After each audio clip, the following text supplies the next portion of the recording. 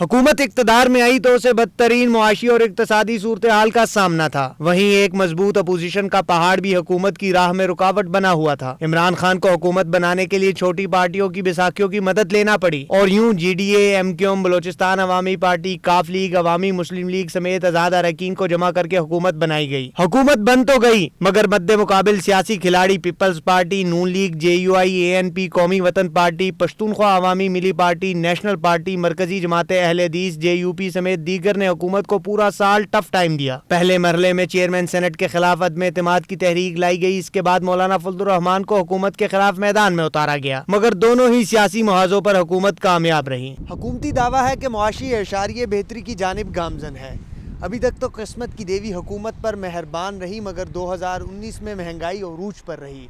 نئے سال میں اگر عوام کو مہنگائی کے مقابلے میں ریلیف نہ دیا گیا تو یہ سال حکومت کے لیے مشکل ثابت ہو سکتا ہے۔ عثمان خان، 24 نیوز، اسلام آباد۔